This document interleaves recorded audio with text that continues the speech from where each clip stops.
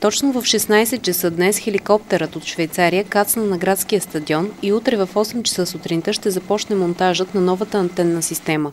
Група от румънски специалисти вече е в Белоградчик и подготвя апаратурата. Екипът на телевизионната кула в града под скалите има пълна готовност да започне подмяната.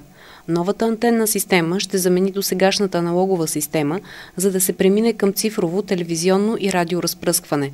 Промените са съгласно Европейския план за цифровизация на ефира и поети ангажимент от страната ни за цифровизация. Сроковете, които са определени в предприсъединителния договор и коригирани след това на няколко пъти, са до края на месец септември 2013 година.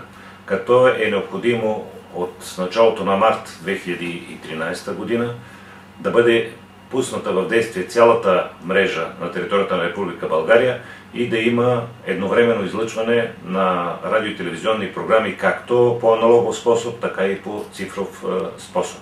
Новата антенна система е с дължина 15 метра и тежи 4 тона и половина.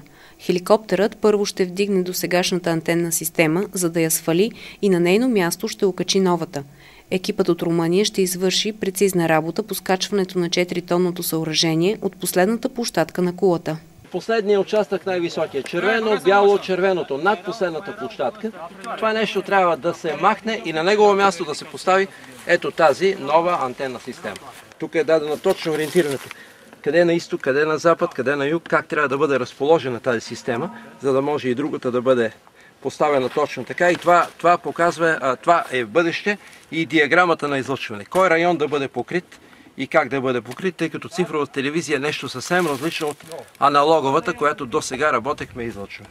Телевизионната кула в Белоградчик е сред най-високите в страната. Построена е през 1978 година. Висока е 137 метра и 10 сантиметра. С новата антенна система тя ще достигне до 138 метра.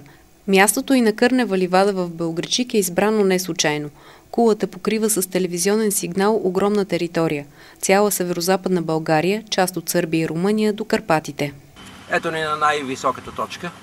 От тук през далечната 67-68 година е започнало излъчването на телевизията в северозападна България.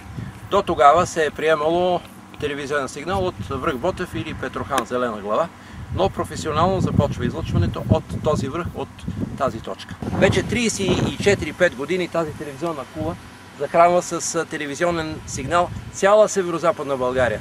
От следващата година ще има само цифрово телевизионно излъчване, като от телевизионната кула ще се излъчват 21 телевизионни програми, а не 3 както до сега.